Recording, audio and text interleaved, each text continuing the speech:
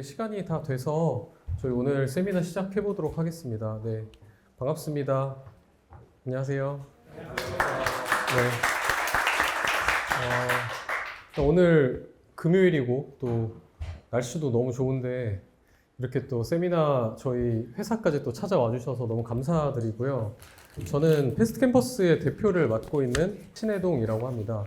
네, 사실 최근에 저희가 워낙 AI 관련된 교육이나 뭐 이런 관심들이 워낙 많다 보니까 최근에 저희도 AI 관련된 공부도 많이 하고 저희도 그리고 이 트렌드나 앞으로 좀 이게 어떻게 활용될지에 대한 고민들이 저희도 굉장히 많은데요.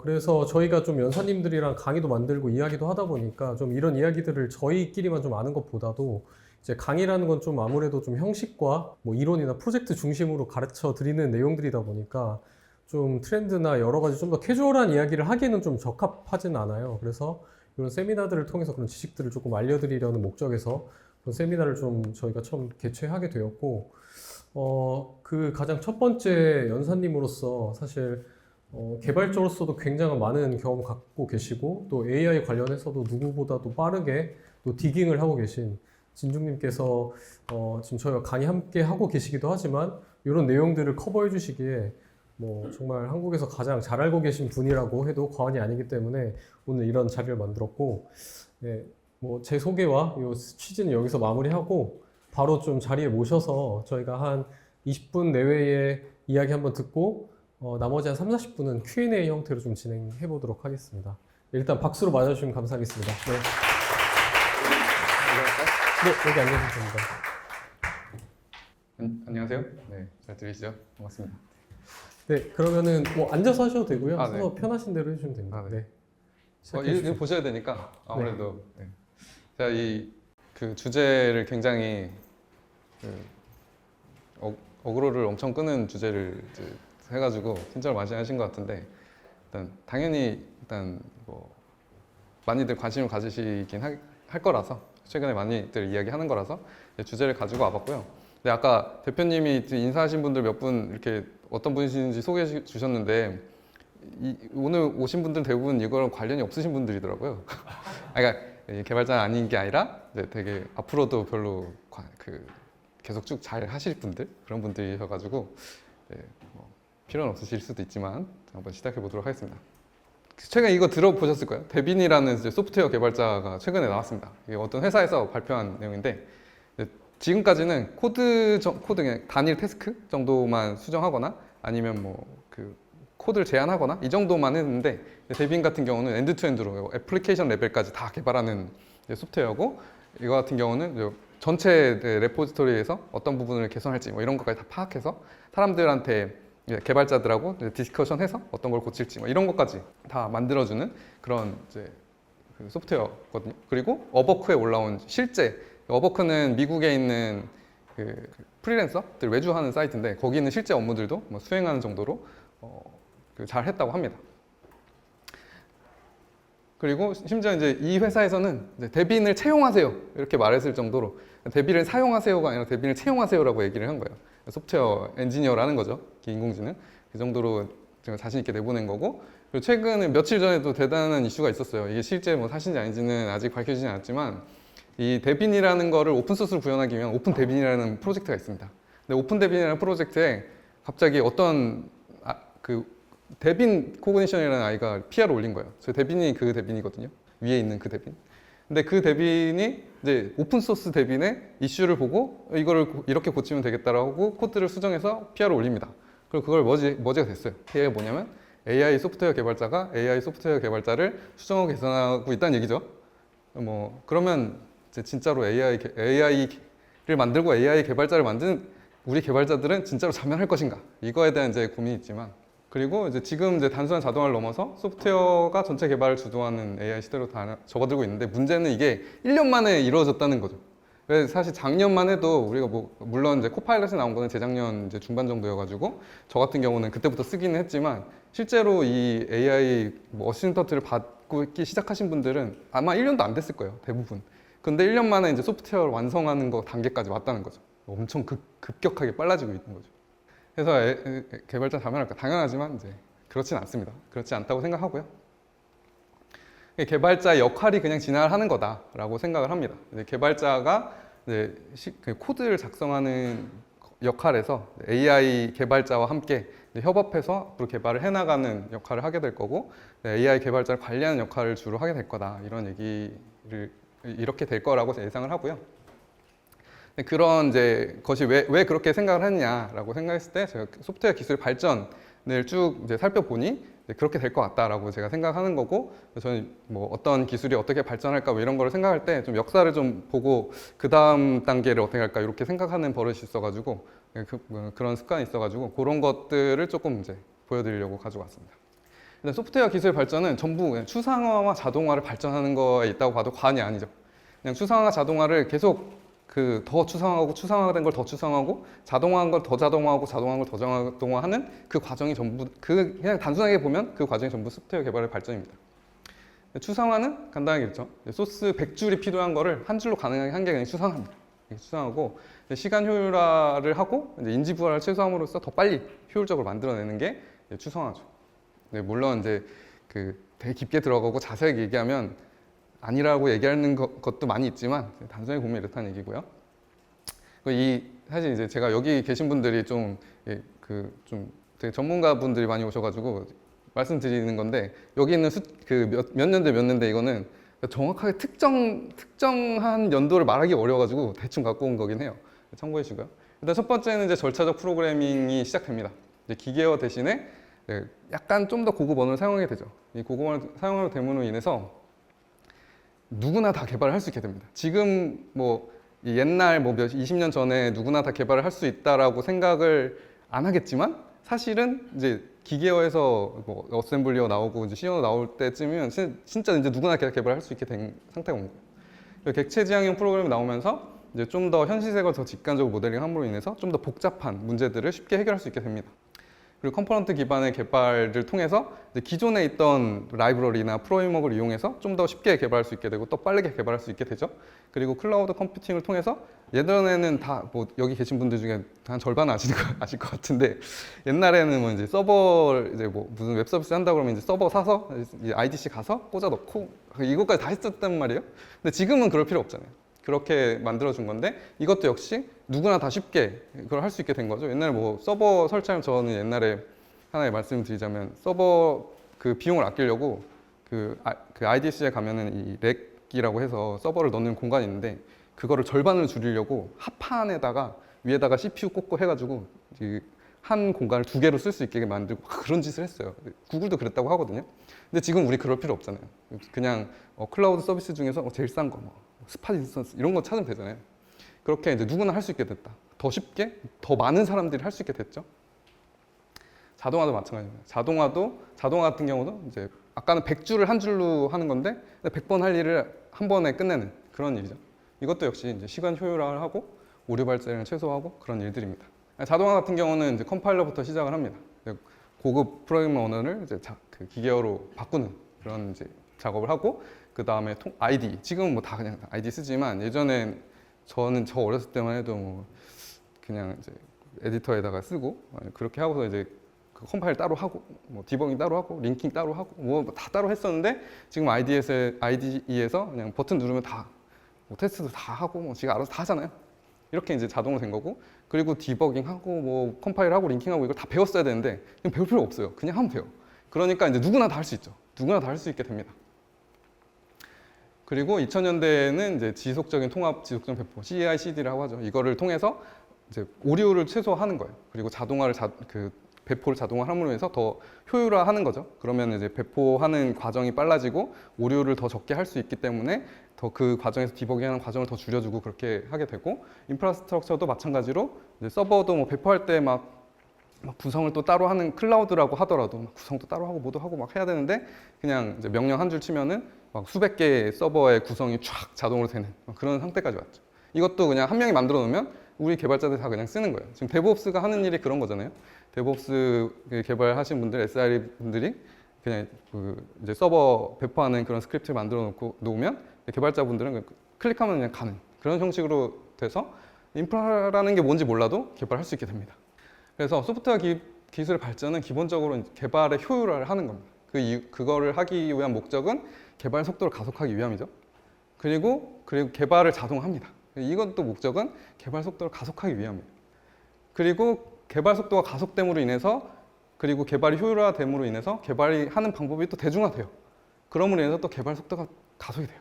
이렇게 계속 개발 속도를 가속하는데 우리가 계속 되어 왔고, 근데 이제 그렇게 개발 속도가 가속되고 개발이 대중화됨으로 인해서 그럼 개발 대중화됐으니까 그리고 그 개발이 되게 빨라지고 효율화됐으니까 그럼 개발자들이 줄어들 거냐? 아니죠. 지금 개발자가 없어서 난리죠. 물론 지금 요즘엔 취업 상황이 좀 안 좋긴 하지만 계속 개발자는 늘어왔단 말이에요. 왜냐하면 개발을 쉽게 하면 할수록 옆에 쉽게 할 수 있는 일들이 계속 생기는 거예요. 그러면 또 옆에 쉽게 할 수 있는 일들을 할 사람이 필요한 거예요. 계속 이제 더 개발자들이 많이 필요하게 됩니다.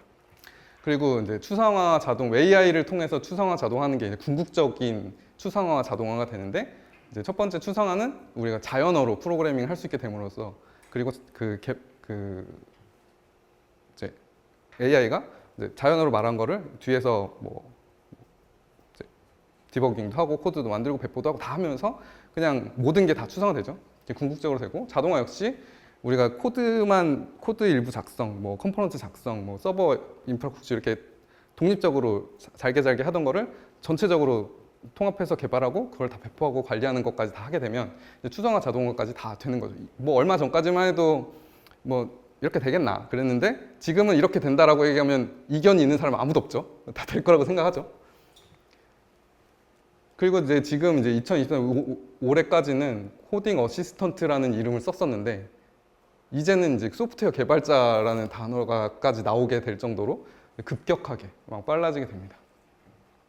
그래서 이제 지금까지는 코딩 어시스턴트를 통해서 전통적인 이제 코딩 작업, 개발 작업을 도움을 받아서 더 잘했으면 앞으로는 아예 그거를 필요 없게 한다. 그렇게 될 것이다. 누구도 이견을 갖지는 않을 거예요. 그래서 이제 개발 속도가 이제 빛의 속도로 돼서 누구나 개발을 할 수 있게 개발을 안 해도 되냐가 아니라 이거는 그냥 제 생각인데, 빛의 속도 아무리 로켓이 빨라져도 빛의 속도에 근접은 하지만 빛의 속도까지 갈 수는 없잖아요. 저 이것도 비슷하다고 생각하거든요. 개발을 완전히 자동화를 하긴 하겠지만 그렇다고 해서 100% 완전히 자동화를 하냐? 그거까지는 아니라고 생각을 합니다. 거기까지 근접은 할 것이다. 하지만 완전히 대체하지 않을 것이다. 그렇게 생각을 하고요. 그래서 개발자의 역할이 이제 앞으로 진화를 한다라고 보는데, 없어지는 게 아니라 그럼 어떻게 진화할 거냐라고 봤을 때, 이제 소프트웨어 개발자가 무엇을 하는 사람인가를 이제 알면 이제 알 수 있다. 소프트웨어 개발자는 문제를 프로그램으로 해결하는 사람이다라고 생각합니다. 프로그램을 짜는 사람이 아니라 어떤 문제를 프로그램으로 해결하는 사람이라고 생각해요. 그렇기 때문에 이제 우리가 해야 될 일들을 좀 생각해 보면, 문제를 프로그램을 세 가지 일을 하죠. 결국은 문제를 정의하고 그 다음에 이제 그 문제 정의된 거를 어떻게 해결할까. 근데 그 어떻게 해결하는 것이 어떤 기술을 사용해서 어떤 프로그램을 만들어서 해결할까. 이걸 생각하고 그 다음에 문제 해결 방법을 생각해 놨으면 이제 그거를 프로그램 개발을 통해서 그런 도구를 만들어서 해결하는 거죠. 그런데 이제 프로그램 개발을 하는 거는 이제 AI 이제 개발자가 앞으로 해줄 거잖아요. 물론 1, 2년 안에 될지 몇 년 뒤에 될지는 모르겠지만 아마 금방 오지 않을까 생각이 들어요. 프로그램 개발은 아마 다 해줄 거예요. 그러면 뭐가 남냐? 문제 정의, 문제 해결을 할 건데, 사실 문제 정의와 문제 해결을 하는 방법도 어느 정도 AI가 해줄 수는 있지만 그걸 결국은 이제 사람이 선택을 하게 될 것이다. 그래 사람이 선택을 하는데, 근데 선택을 하려면 알아야 돼요. 알아야 되기 때문에 소프트웨어 개발자가 분명히 있게 될 것이다 라고 생각을 하고요. 그래서 뭐가 중요하냐? 문제 해결이 중요하다고 했죠. 어떤 기술이 어떤 프로그램을 만들어서 어떤 방식으로 하는 거를 이제 생각하고 판단하는 역할이 가장 중요합니다. 위에 문제 정의는 중요하지만 문제 정의는 소프트웨어 개발자뿐이 아니라 다 같이 하는 거기 때문에, 하나의 역할이 아니기 때문에, 그러면 결국 문제 해결이 가장 중요한 역할이 될 거고요. 문제 정의에 필요한 이제 역량은 어떤 거냐라고 봤을 때, 이제 크게 보면 두 가지가 있는데, 문제 정의는 이제 팀 내외 사람들하고 풀어야 될 문제가 무엇인지를 찾고 그다음에 정의하는 거잖아요. 그리고 선택하고. 근데 그거를 할 때 이제 인문학과 협업 능력이 필요하다. 근데 이게 보통 대부분 인문학이 협업 능력이 뭐야? 뭐 이렇게 약간 헷갈리잖아요. 인문학이 어디에 쓰는 거지? 이렇게 헷갈리는데, 제가 정의한 바로는 인문학 같은 경우는 사람을 관찰하는 겁니다. 그리고 협업 능력은 사람하고 이야기하는 방법이에요. 그래서 인문학은 사람을 관찰해서 어떤 것이 필요하고 그 사람들 어떤 것이 크게 도움이 되고 긍정적인 영향을 미칠 수 있을까 그걸 관찰하는 거고, 협업 능력은 그래서 이 사람들하고 얘기하고 그 문제를 가진 사람들하고 얘기하고 그리고 문제를 풀 수 있는 여러 사람들하고 얘기해서 실제로 이 문제를 어떻게 풀어줄까 이걸 이제 얘기하는 거고, 그래서 이 두 가지 능력이 사실 제일 중요하다고 생각하고요. 하지만 기술자로서 이제 어떤 기술을 사용할지를 결정하는 게 이제 중요해집니다. 사실 이게 이제 소프트웨어 개발자의 가장 큰 역할인데, 그리고 근데 이제 거기에는 수학 능력, 컴퓨터 과학 지식, 알고리즘 자료 구조 이런 것들이 필요하다고 합니다. 근데 왜 그러냐? 그러면 지금 우리가 만들 때는 뭐 당연히 만들 때니까 필요하지. 하지만 AI가 다 해줄 건데라고 했을 때는 사실 AI가 해준다고 해도 결국은 그거를 사람이 판단하고 이거를 승인하는 작업이 필요한데, 근데 그걸 판단하고 승인하려면 알아야 된단 말이죠. 모르는 상태로 판단하고 승인할 수는 없잖아요. 그렇기 때문에 우리가 기술이 필요하고, 그리고 사람들이 어떤 문제를 갖고 있고 그 문제 사람들을 관찰했을 때 저런 문제를 갖고 있는 건 어떤 기술을 해결하면 될 것인데 이런 것들을 먼저 캐치하는, 그리고 사람들하고 얘기해서 이게 맞나? 라고 얘기하는 그런 기술들이 이제 앞으로 더 중요해질 거라고 생각합니다. 근데 물론 기초지식이 되게 중요한데 결국은 이제 수준이 개발자의 영역에 따라 달라서 이거는 선택을 하면 될 것 같아요, 사람들이. 제가 보기에는 이제 크게 세 가지의 개발자의 영역이 있는데, 하나는 엔진, 코어 레벨의 개발자가 있고, 그다음에 플랫폼 레벨의 개발자가 있고, 그다음에 응용 어플리케이션의 개발자가 있는데, 이거 보면은 이제 엔진은 커널이나 웹서버 AI 모델 이런 거 만드는 사람, 플랫폼 개발자는 리눅스 페퍼판, AI 모델 서브 플랫폼 이런 거 만드는 사람이고, 응용 애플리케이션 개발자는 웹 서비스, AI 애플리케이션 이런 거 개발하는 사람이라고 저는 이제 적당히 이렇게 구분해 놓은 거, 뭐 여기 세부적으로 들어가면 엄청 많지만 이렇게 구분한다고 했을 때 기초 지식의 위쪽의 커리어로 가고 싶은 사람일수록 더 많이 필요하겠죠. 아래쪽의 커리어로 가려고 하는 사람일수록 좀 덜 중요하게 할 거예요. 하지만 그래도 다 필요는 하다. 이게 다 필요는 하고, 그리고 이제 엔진 개발자, 플랫폼 개발자, 응용 애플리케이션 개발자가 사실 전체 필요한 사람의 개발자의 수로 보면 피라미드 형태로 돼 있어요. 엔진 개발자가 좀 적죠. 그 다음에 플랫폼이 조금 크고, 그 다음에 이제 응용 애플리케이션 개발자 더 넓은 형태로 돼 있는데, 물론 요즘에 이제 웹 서비스 하시는 분들은 플랫폼 개발자가 좀 더 크고, 하지만 어쨌든 그런 피라미드 상태에서 지금까지 개발자들이 하는 역할이 계속 응용 애플리케이션 개발하고 플랫폼 개발의 영역이 엄청 이제 급격하게 이제 커져 왔거든요. 특히 플랫폼 개발자 영역이 급격하게 커져 왔어요.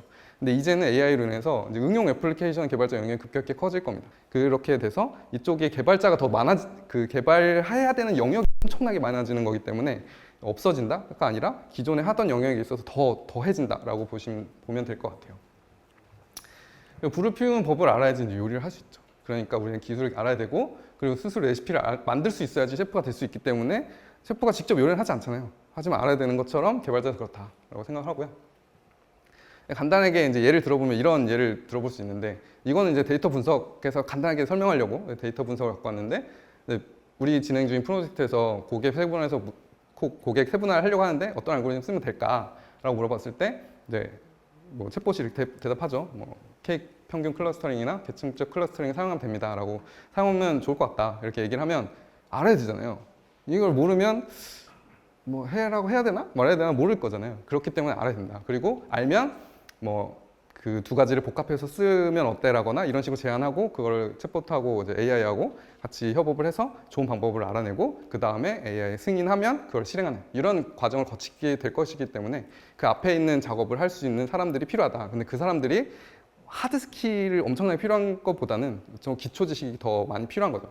개발자도 마찬가지지만, 여기 나온 데이터 분석 영역도 마찬가지지만 개발자도 마찬가지고, 그렇게 될 것이라고 보고요. 그래서 이제 이게 AI 시대에 개발자가 자멸한다기보다는 새로운 기회가 더 많이 생길 것이다. 그런 얘기를 드리고 싶고요. 소프트웨어 개발자가 문제를 프로그램으로 해결하는 사람이라고 했는데, 그러면 이제 우리는 소프트웨어 개발을 알고, 그 다음에 소프트웨어 개발 속도가 빛의 속도가 될 거라고 알기 때문에 아는 사람은 엄청난 기회가 생길 거다. 하지만 모르는 사람은 자멸할 수도 있다. 자멸하는 게 아니라 사라지는 거죠. 왜냐? 이제 어떤 이제 트위터에서 이번에 자기 아들이 뭘 물어봤대요. 물어보면 챗GPT 앱에서 물어보렴 그랬더니 이제 챗GPT한테 이제 아빠한테 물어보는 게 그 챗GPT한테 질문 더 잘해줘서 답변 잘해주더라. 아빠가 물어봐 달라 이렇게 얘기한 거예요. 우리도 똑같죠. 개발을 할 줄 알지만 AI 시켜서 개발할 줄 알지만 아무래도 진짜 제대로 어떤 기술을 알고 어떻게 하면은 더 잘 만들어질지 지식, 그 기초 지식과 그 다음에 경험을 통해서 아는 사람만이 더 잘 대답을 해줄 수 있는 거죠. 그런 사람이 될 것이고요. 이런 얘기가 있어요. 이거 어디가 원본인지는 제가 몰라가지고 적지 못했는데 AI가 너의 일자리를 가져가지 않을 거다. 뺏진 않을 거다. 근데 AI를 사용하는 사람은 너의 일자리를 뺏을 거다. 이게 있습니다. 맞는 말인 것 같아요. 그 전통적으로도 그렇게 이제 많이 발전해 왔고, 하지만 이제 이게 이제 AI가 내 일을 뺏을 거야, 컴퓨터가 자동화가 내 일을 뺏을 거야라는 걱정하는 사람보다 그걸 활용하는 사람이 훨씬 더 많은 이득을 봐왔던 게 역사적인 이제 기술 발전에서 있었던 거고, AI는 더 크게 그렇게 될 것이다라는 것이 이제 저의 아까 말씀드린 것처럼 소프트웨어 영역이 되게 확장이 될 거라고 얘기 드렸잖아요. 이게 이제 강의에 있는 내용이긴 한데 보면은 이제 소프트웨어 1.0 같은 경우는 알고리즘을 직접 만드는 영역인데 이 영역은 우리가 사람이 직접 알고리즘 고안해야 되기 때문에 되게 느리기도 하거니와 그 다음에 풀 수 있는 영역이 되게 극도로 제한되어 있는데 머신러닝이라는 소프트웨어 2.0은 머신러닝을 통해서 만들어내는 건데 이 영역은 조금 더 넓은 범위를 해결할 수 있게 됐고 그리고 이제 생성 AI를 통해서 만들어내는 소프트웨어 3.0 같은 경우는 진짜 거의 인간이 그 필요로 하는 거의 모든 영역에 있는 영역을 다 풀어낼 수 있다. 그렇기 때문에 훨씬 더 많은 영역을 풀어낼 수 있기 때문에 훨씬 더 많은 영역의 일이 생길 것이다. 일자리가 생길지 잘 모르겠어요. 일이 생길 거고 그럼 일이 많이 생기면 당연히 일자리 생기긴 하겠죠. 뭐 잘 모르겠지만 근데 그 영역이 과연 이제 내가 갈 영역인지 아닌 영역인지 그거는 판단하겠지만 해야겠지만 어쨌든 굉장히 많은 영역이 더 생기긴 할 거다. 그래서 자멸하지 않을 거고 다만 중요한 거는 일단 그 지금 회사에 있든 아니면 뭐 창업을 하든 어떤 문제를 풀어볼까 이게 사실 제일 중요한 것 같아요. 앞으로 더더욱 지금까지도 중요했지만 지금은 엔지니어들이 하는 역할이 어떤 문제를 풀어볼까 얘기하면 그럼 이거를 이렇게 풀어봅시다 라고 얘기했다면 지금은 이제 이런 기술이 있으니까 이런 문제를 이렇게 풀면 더 좋을 것 같아요. 기존에 풀지 못했던 문제인데 AI로 풀 수 있게 됐어요. 혹은 기존에 풀기는 했는데 좀 별로였어. 근데 지금 되게 잘 할 수 있어요. 이거를 알아내는 사람이 앞으로 더 이제 큰 역할과 중요한 역할을 맡게 될 것이다. 이렇게 생각을 합니다. 네, 제 발표는 일단 여기까지고요. 네, 감사합니다. 마무리가 좀 어색했는데 아무튼 제가 하고 싶은 말은 자멸하지 않을 거고 다만 오히려 더 큰 기회를 갖게 될 수 있다. 그거를 얘기하고 싶었습니다. 네. 네, 일단 오늘 발표 너무 잘 들었고요. 네, 감사합니다. 사실 저희도 진중님이 또 되게 여러 SNS나 또 이런 데서 많이 활동을 좀 하시는 걸 봤을 때 다른 분들도 굉장히 많은데 왜 진중님의 인사이트를 좀 더 많이 공감하실까라는 생각을 해보면서 제가 좀 뒷조사를 해보니까 이제 소프트웨어 엔지니어이시면서도 또 굉장히 비즈니스나 창업 관련된 경험들을 많이 가지고 계시기 때문에 단순히 기술적인 영역뿐만 아니라 이게 비즈니스로 어떻게 연결되고 뭘 해야 되는지에 대한 걸 조금 더 좀 다양하게 좀 더 입체적으로 이해하고 계시다라는 생각을 좀 해서 저희도 이제 좀 이게 기술과 관련 없는 질문이긴 한데 좀 몇 가지 이 삶과 관련된 질문들을 조금 준비해 봤는데 보니까 또 되게 웹 시기에는 이런 블로그 칵테일이라는 회사도 또 창업하셨는데 맞죠? 네네 맞습니다. 네네.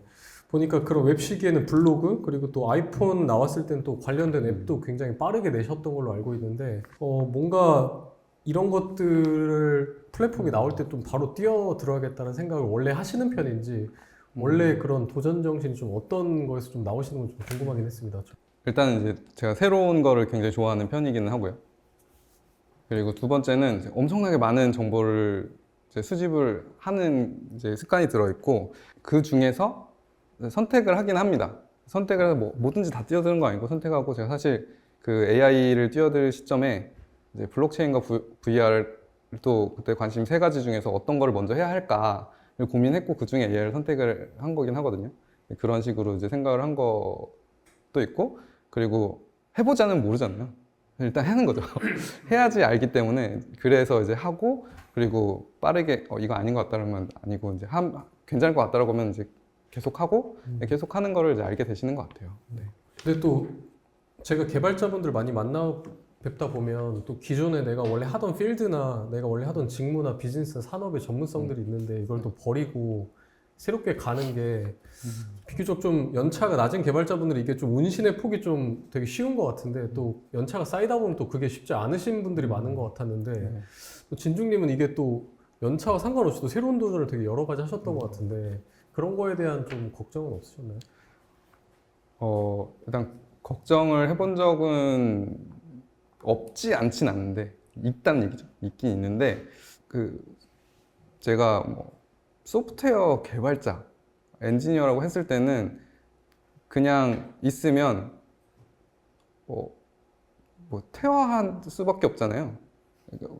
소프트웨어 개발이 엄청 지금 사실 AI 때문에 더 빨라지긴 했지만 이미 기존에도 엄청나게 빠르게 이제 발전하고 있었단 말이죠. 그럼 결국은 이제 그 자리에 정체해 있으면 그 다음으로 나아갈 수 없기 때문에 오히려 그게 이제 뭐 걱정이라 오히려 안 따라가는 게 더 걱정이었던 것 같아요, 사실. 네.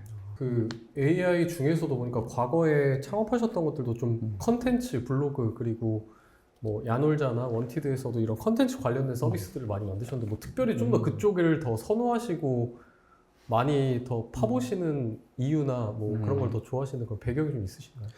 그거는 일단 그것도 여러 가지 뭐 하나의 이유로 얘기할 수는 없지만 기본적으로 제가 콘텐츠 소비를 엄청나게 많이 하는 사람이고 당연히 그냥 뭐 뉴스 아티클부터 시작해가지고 뭐 영화, 뭐 드라마, 애니메이션 뭐 이런 거, 뭐 게임까지 다 이제 하는 경향이 있고 그리고 뭐 예전에는 그렇게 생각하지 않았는데 그 지금 와서 생각해 보면 사실 사람들이 가장 많이 소비하는 게 음식이 아니라 콘텐츠거든요. 그래서 콘텐츠에 더 많이 눈길이 갈 수밖에 없었던 것 같아요. 제가 가고 싶어서 간 게 아니라 자연스럽게 넓은 영역을 보다 보니까 제일 넓은 영역이 콘텐츠 영역이고 그리고 앞으로는 사실 더 그렇게 될 것 같긴 하거든요. 인간이 이제 의식주를 해결하면 그 다음에 할 수 있는 일은 놀고 먹는 거잖아요. 결국은 놀고 먹는 거에 점점 더 영역이 넓어질 거고 그러다 보니까 자연스럽게 그쪽을 더 보게 되는 것 같습니다. 진중님께서도 주로 팔로우해서 보시는 뭐 해외 AI 관련된 뭐 사람이나 채널 같은 게 혹시 있으신가요? 저는 특별히 이렇게 보는 거는 없고 뭐 뉴스레터라던가 아니면 SNS나 뭐 이런 데서도 그냥 그 어떤 글이 올라왔는데 그 글에 대한 부가적인 의견들이 있는 사람들은 한 번씩 팔로우하거나 구독해서 봅니다. 그러면 이제 그 사람 걸 딱 보는 건 아니고 그러면 그 다음에 계속 올라오잖아요. 여러 가지 글들이. 그러면 이제 자연스럽게 보게 되는 편인 것 같아요. 최근에 또 사실 이제 원티드에 최근까지 계시다가 최근에 또 창업을 하신다라고 듣긴 했는데 저도 정확하게 어떤 아이템인지는 못 듣긴 했는데 혹시 뭐 공개가 가능하신 선에서 이런 걸 좀 고민 중이다 뭐 이런 기술을 하고 있다라든지 아까 뭐 이런 플랫폼과 뭐 응용 소프트웨어 네. 이런 얘기도 해주셨는데 좀 어떤 쪽에 가까우신 건지도 좀 혹시 네. 설명이 좀 가능하실까요? 일단 코어 기술 쪽은 아니고요. 네, 코어 기술 쪽은 아니고 응용 어플리케이션 쪽에 가깝습니다. B2C 영역에 가까운 영역을 보고 있고 그리고 저는 그 AI가 도와줄 수 있는 가장 큰 영역이 교육이라고 생각하거든요.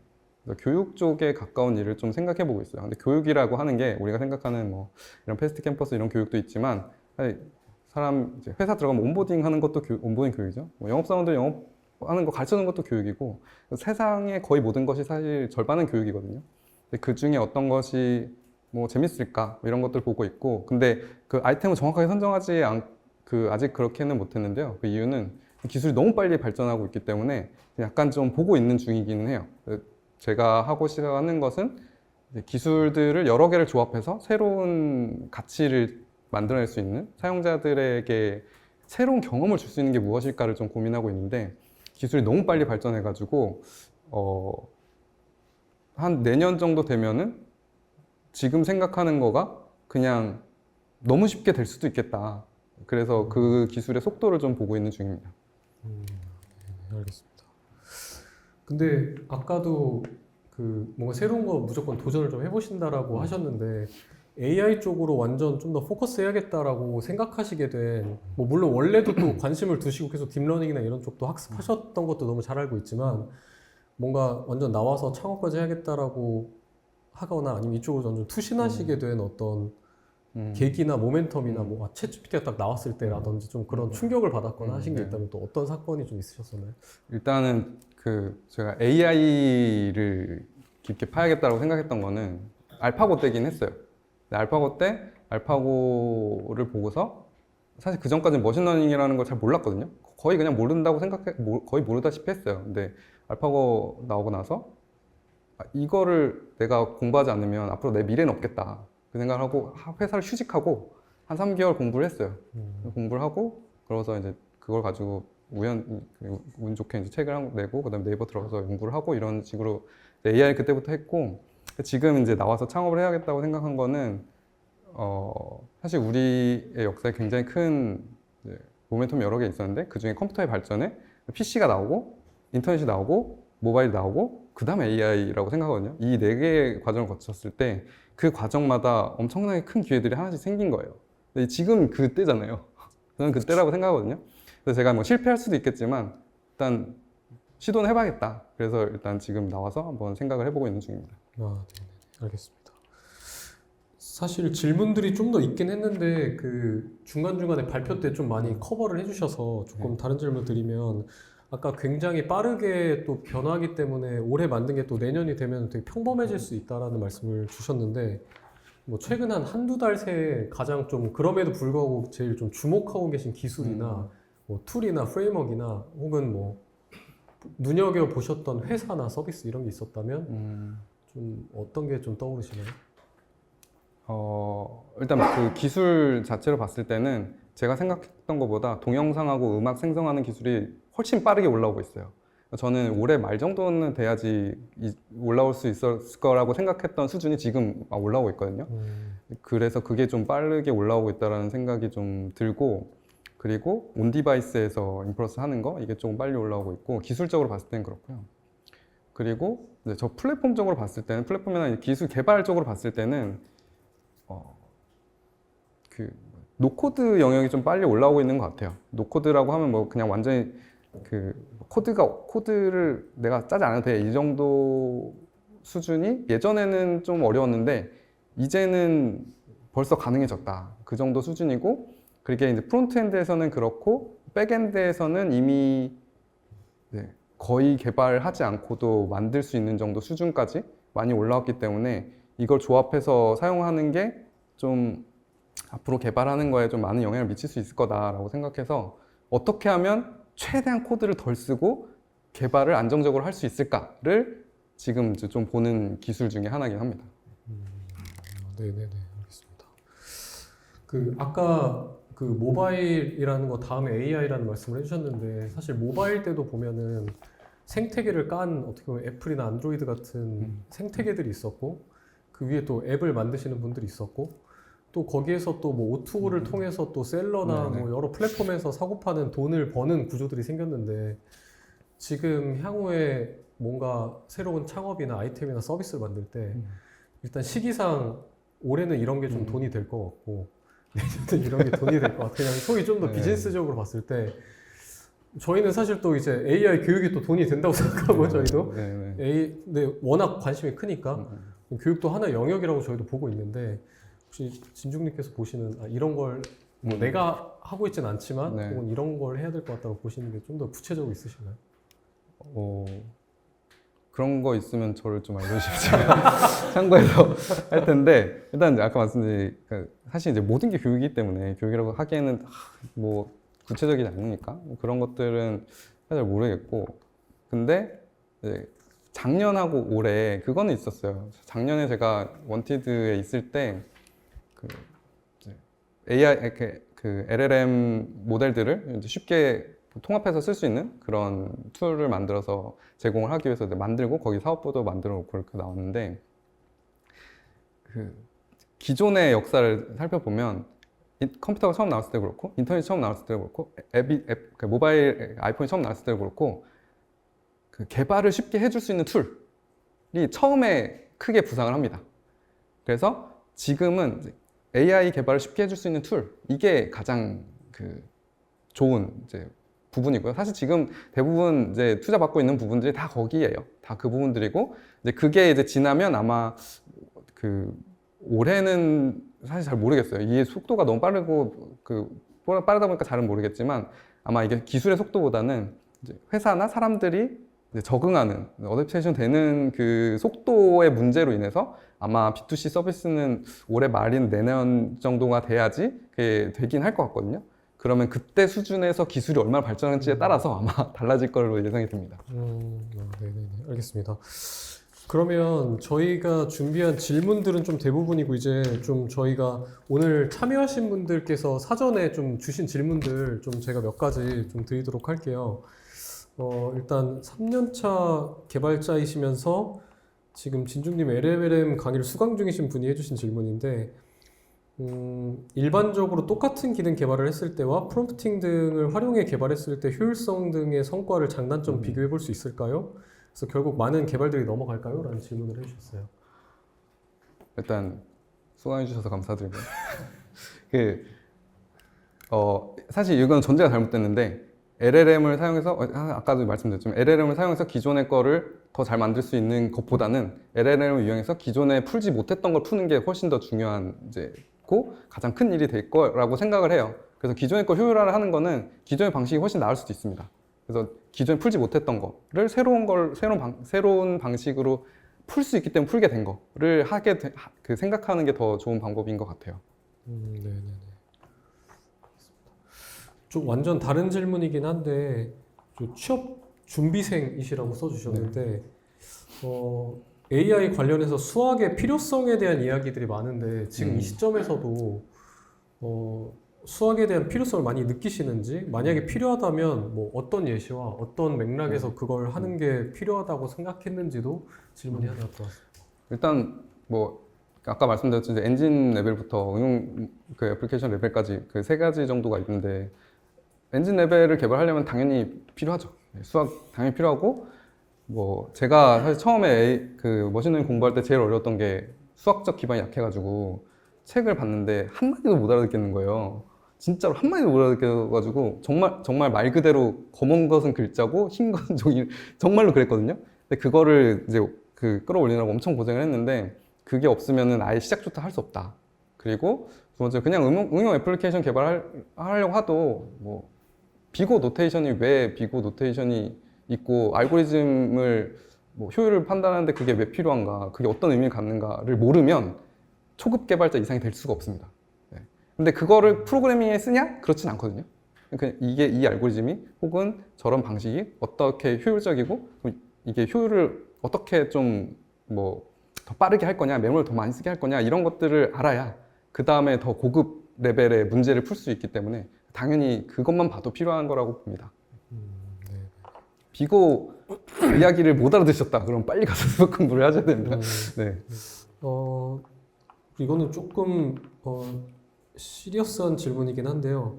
24년차 엔지니어 분께서 질문해 주셨는데 이제 실제 서비스 적용 수준 및 QA 자동화 관련해서인데 특정 널리지 버티컬에서 할루시네이션 최소화를 위한 현 시점에서의 베스트 프랙티스가 업계에서 패턴 셋으로 정리되고 있을까요?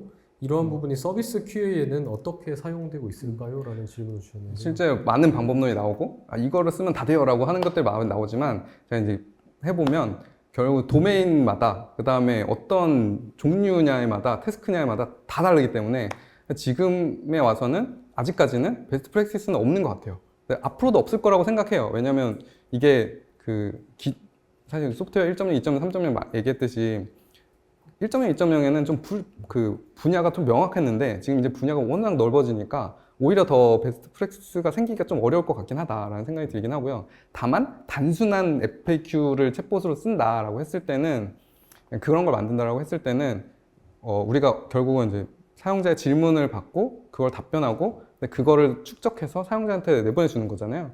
그거를 축적하고 그 축적한 내용들을 주기적으로 질문 형태로 바꾼 다음에 그 질문 형태로 바꾼 거를 사용자들이 질문한 거를 벡터 서치 통해서 갖고 오는 방식이면 굉장히 어큐러시 높게 만들 수는 있다. 근데 이게 베스트는 아닙니다. 왜냐면 이게 또 질문의 내용이나 어떤 거에 따라서 또 이게 되게 단순한 질문일 수도 있고 복합적인 질문일 수도 있고 되게 내용을 뭐 처음부터 끝까지 다 봐야 되는 내용일 수도 있고 막 하기 때문에 그 내용 도메인하고 태스크에 따라 다 다르긴 하지만 기본적으로 이런 방식을 주로 많이 쓰고 있는 것 같기는 해요. 이게 100% 아니기 때문에 자기한테 다 맞는지 테스트를 어떻게 할 건지를 좀 잘 생각해 봐야 되긴 합니다.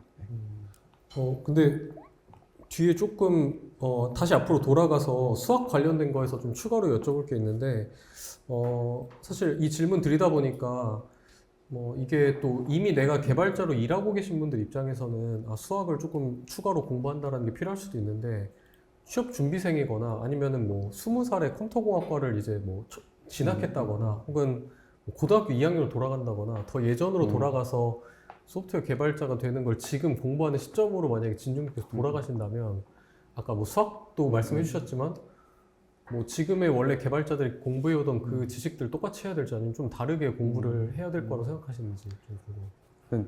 다 해야 되겠지만 국영수를 열심히 해야 된다는 건 변함이 없는 것 같아요. 일단 지금 현재로서도 그렇고 이전에도 그렇고 제가 생각했을 때 좀 약간 이렇게 좀 이견이 있을 수도 있는 얘기긴 한데요. 좋은 회사를 들어가고자 한다면 오히려 더 기초적인 지식이 더 많이 필요하다고 생각합니다. 그런 경향들이 더 많이 있고요.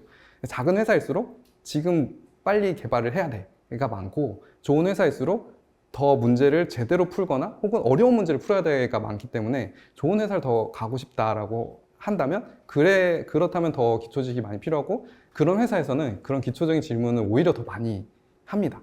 그래서 사실 실제로 지금은 오히려 더 기초적인 지식이 오히려가 아니라 지금 이미 아직도 지금도 기초적인 지식이 필요하고, 그래서 패스트 캠퍼스에서 광고인데요.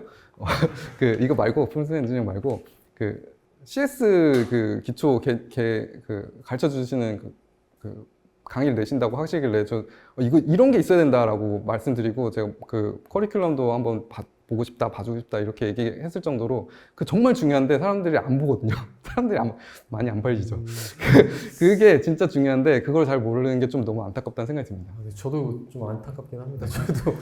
네, 그러면 이 AI 커리어 관련된 좀 질문들 추가로 좀 더 드릴 텐데요.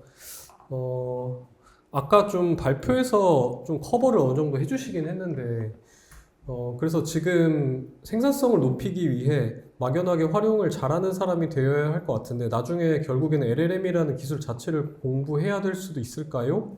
라는 질문이 좀 있는데요. 아까 말씀드렸듯이 내가 어떤 영역을 갈 거냐에 따라서 좀 다르긴 하겠죠. 근데 기본적으로는 다 알아야 되는 것 같아요. 기본적으로 뭐랄까, 프로그래밍 하면 if문이 뭐고 포문이 뭐고, 언어에 따라 다 다르지만 그래도 if문이 뭐고 포문이 뭔지는 알아야 되잖아요. 알게 되고, 그래서 자연스럽게 알게 되긴 할 것 같거든요. 그리고 자연스럽게 기초적인 지식으로 알아야 될 것 같고, 근데 이걸 더 깊게 알아야 되냐 말아야 되냐는 내가 어떤 분야로 갈지에 따라 좀 다른 것 같아요. 네. 좀 비슷한 질문인데, 또 10년차 AI 엔지니어님께서 또 질문을 해주셨는데, AI가 등장하면서 아까 말씀하신 것처럼 확실히 초급 개발자가 많이 사라질 것 같다라는 생각이 드는데, 다만 중급 이상의 실력을 가진 사람이라면 스탠스를 어떻게 정해야 할지 좀 혼란스러울 수 있을 것 같습니다. 이에 대한 의견이 좀 궁금합니다라고 질문 주셨어요. 고급, 초중고급을 어떻게 나누냐에 따라 좀 다르긴 할 것 같아요. 사람마다 다 다르니까. 제가 이해하는 관점에서 봤을 때 고급 개발자들은 크고 진짜 어려운 문제를 푸는 사람이거든요. 진짜 어려운 문제를 푸는 사람들, 고급 개발자들은 상관없죠. 아무 상관없을 거예요. 근데 오히려 중급의 개발자들이 더 문제일 겁니다. 초급 개발자들은 오히려 더 역량을 빨리 끌어올릴 수 있고 도움을 받아서 더 잘할 수 있기 때문에 오히려 더 기회가 많을 거고, 중급인데 그 이상을 벗어나지 못하는 분들이 오히려 좀 더 위기일 가능성이 높다고 생각합니다.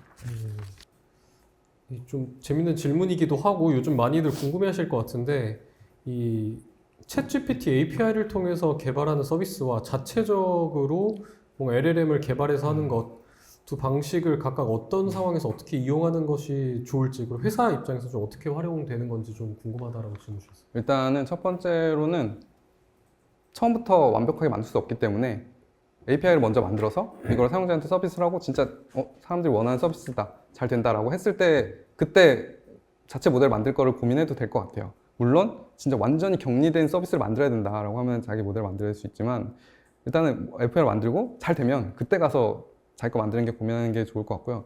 두 번째는 이게 되게 이렇게 할 수 있게 됐기 때문에 지금 되게 큰 세상이 열린 거거든요.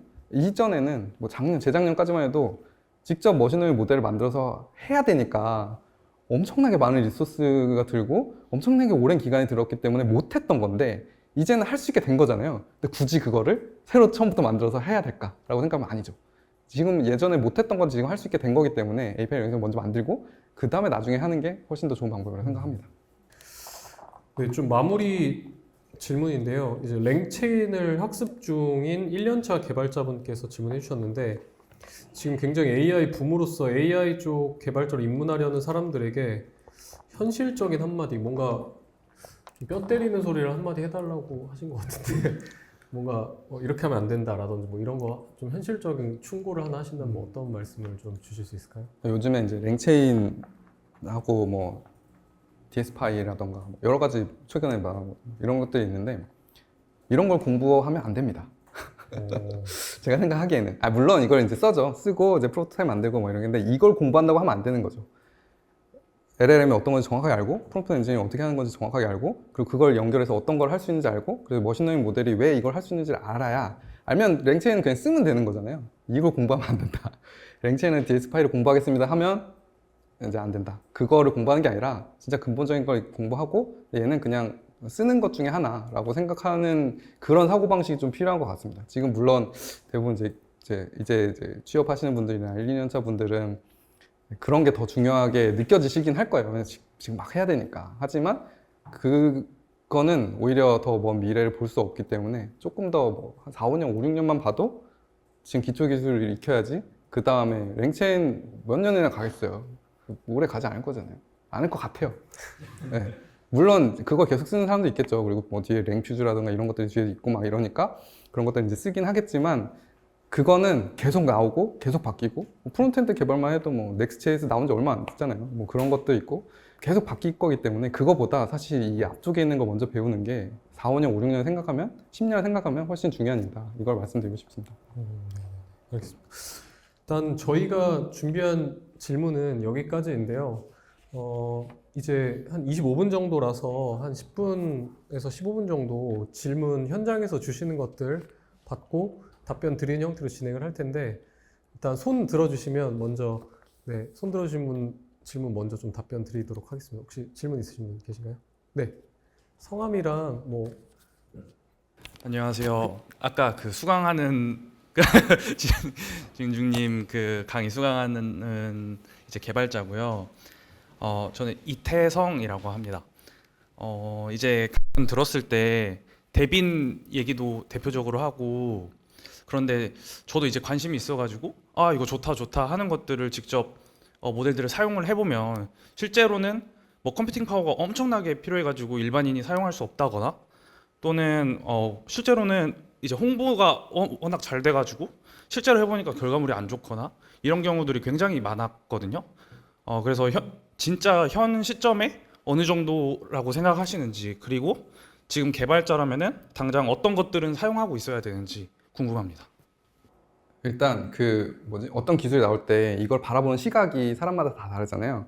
근데 사람이 이건 되네라는 사람이 있고 이건 안 되는데라는 사람이 있거든요. 근데 저는 이건 되네에 집중하는 사람이긴 해요. 왜냐면 되면 잘 만들고 빠르게 만들면 되거든요. 근데 안 되면 아예 안 되는 거기 때문에 근데 되잖아요. 되면 잘 만들고 빠르게 만들면 되는 거라서 굉장히 중요한 그 뷰의 차이라고 생각합니다. 그래서 대표님 지금 뭐 굉장히 부족한 건 사실이지만 된다를 증명했고 그게 잘 되고 빠르게 만드는 거는 시간 문제일 뿐이다. 그러면 그거는 이제 계속 그런 그 시도들을 대빈을 보는 게 아니라 그런 시도를 이제 좀 봐야 될 필요가 있다고 생각을 하고요. 두 번째 질문이 뭐였죠? 그 이제 개발자라고 하면은 지금 아. 당장 쓰고 있어야 되거나 아니면은 좀 트레이싱하고 그쵸. 있어야 되는 뭐 그런 지켜봐야 될 거는 사실 저는 잘 모르겠고 왜냐면 지금 너무 빨리 바뀌기 때문에 뭘 하나 지켜보라는 건 좀 어려운 것 같고 개발하는 방법이 어떻게 바뀌어가는가 이거를 좀 보는데 일단 이제 지금 1년 동안 쭉 바뀐 거는 어쨌든 뭐 코파일럿하고 뭐 지금 이제 뭐 에디터 중에서 뭐 커서라던가 뭐 그런 것들이 나오면서 더 이제 어시스턴트를 해주는 거 많이 엊그제 그 구글에서 발표했잖아요. 자기들 쓰던 거 그 개발자들을 쓸 수 있게 만들어주는 개발자들 그 코딩 어시스턴트를 자기들 쓸 수 있게 만들어주는 걸 안드로이드 스튜디오도 넣고 막 이러고 있단 말이에요. 이건 당연히 써야 됩니다. 안 쓰면 뒤처지는 거죠. 이거는 이제 지금 당연히 써야 되는 거 안 쓰면 뒤처지는 거고 바뀌어 나가는 건 개발 방법론이 어떻게 바뀔까를 좀 트레이싱 해보는 게 좋은 것 같아요. 왜냐면 저 같은 경우도 개발 이제 뭐 코드를 싸주는 거는 그런데 지금 최근에 제가 이제 시도를 해보고 있는 건 뭐냐면 테스트 코드 짜는 게 되게 어려웠단 말이에요. 테스트 코드를 짜는 게 되게 어려운데 이게 필요는 한 거라서 이거를 어떻게 하면 더 항상 그게 고민이었는데 지금은 그냥 코드를 짜고 테스트 코드를 짜게 만든 다음에 이거를 내가 검토해 볼까? 아니면 테스트 코드를 먼저 짜게 한 다음에 그걸 검토한 다음에 본래 코드를 짜게 만들까?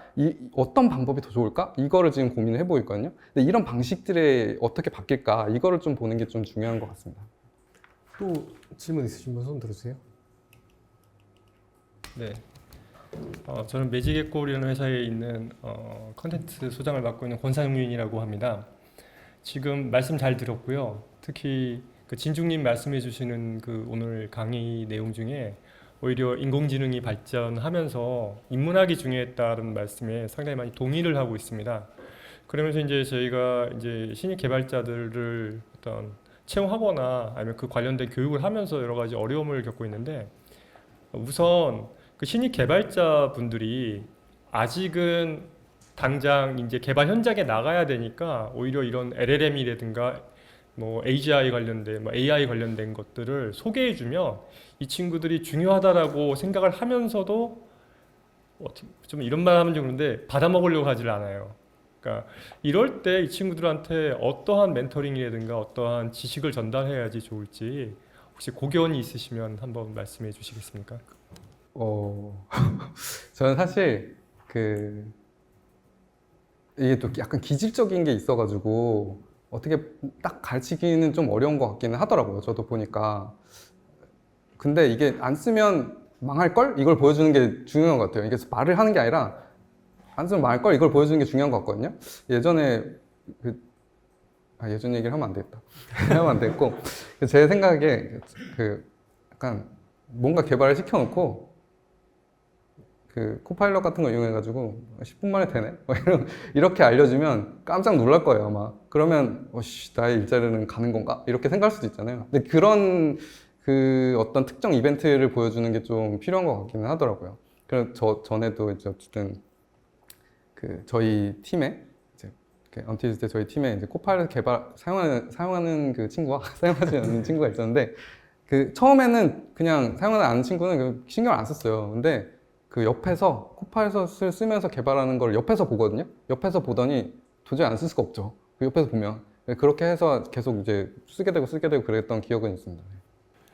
그럼 두 번째 한번 질문도 드려야 될 것 같은데요. 왜냐하면은 그런 걸 한번 보여줬습니다. 그리고 실제 하는 것도 알게 됐는데 문제는 뭐냐면은 아까 제가 인문학이 중요하다라고 느꼈던 것 중에 하나가 이 친구들이 지식이 없고 인문학이 부족하니까 좋은 도구인데도 불구하고 이런 챗GPT라든가 비슷한 뭐 도구한테 좋은 질문을 주지 못해서 저는 바로바로 이렇게 어떤 답을 얻는데 이 친구들은 답을 얻지 못하는 경우가 상당히 많더라고요.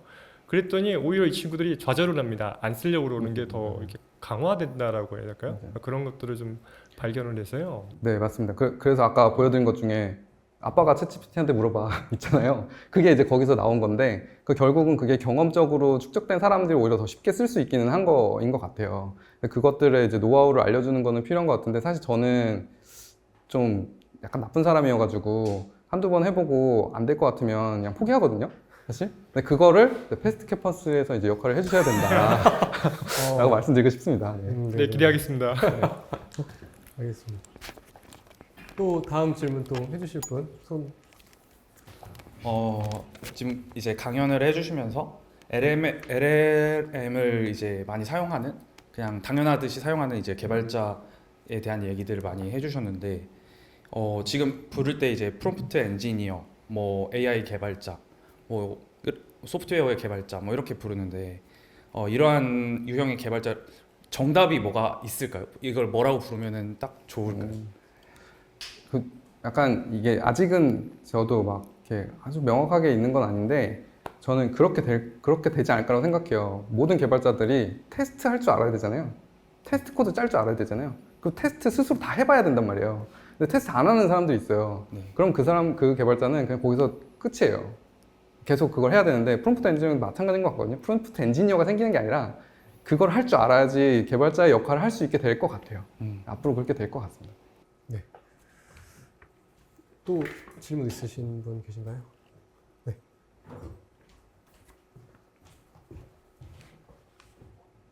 안녕하세요. 저는 김기철이라고 합니다. 저는 이제 웹 프론트엔드 개발자로 일을 하고 있는데요. 사실 그냥 개인적으로 이제 관심이 좀 많아서 이제 개인적으로 뭐 인공지능이나 뭐 LLM이나 이런 거를 공부를 해보고 있는데 하다 보면 이제 AI 개발자가 아니어도 요즘은 개발자라면은 그 AI에 대한 그 지식이 어느 정도는 무조건 필요하겠다라는 생각을 좀 많이 했었는데, 어느 정도까지는 그래도 기본적으로 알고 있어야 된다고 생각을 하시는지 좀 궁금합니다. 굉장히 어려운 질문인 것 같은데요. 일단 저는 개인적으로는 머신러닝 기초 정도는 까지는 알고 있어야 된다고 생각해요. 제가 사실 이 프롬프트 엔지니어링 강의 안에 머신러닝의 기초적인 개념까지는 들어있지만 머신러닝을 어떻게 머신러닝 모델을 어떻게 만들어야 하는가, 그거를 머신러닝 모델이 딥뉴럴넷이 어떻게 작동하는가에까지는 안 들어가 있고 거의 깊은 내용까지 안 들어가 있거든요. 근데 사실 거기까지 알아야 된다라고는 생각해요. 왜냐하면 이게 이제 컴퓨터의 기본이잖아요. 우리가 컴퓨터 프로그램을 잘 만들면 진짜 고급 기술자가 되려면 CPU 어떻게 작동하는지 알아야 되고 메모리 어떻게 작동하는지 알아야 되고 IO가 왜 느린지 알아야지 더 좋은 개발자가 될 수 있는 것처럼 AI 그냥 이제 적당히 뭐 프롬프트 엔지니어링 조금 할 줄 알고 그냥 챗GPT에 명령할 줄 알고 이것 정도도 괜찮을 수 있지만 진짜 고급 개발자가 되려면 최소한 머신러닝 뉴럴넷 모델이 어떤 수학적인 방식을 통해서 아주 깊게까지 이해하지 못해도 어떤 수학적인 방법을 통해서 이렇게 나오는구나 정도까지의 깊이는 알고 있어야 되지 않을까라는 생각을 합니다. 네, 감사합니다. 혹시 또 네. 예, 안녕하세요. 저는 농심에서 AI 개발을 하고 있는 곽창섭이라고 합니다. 예.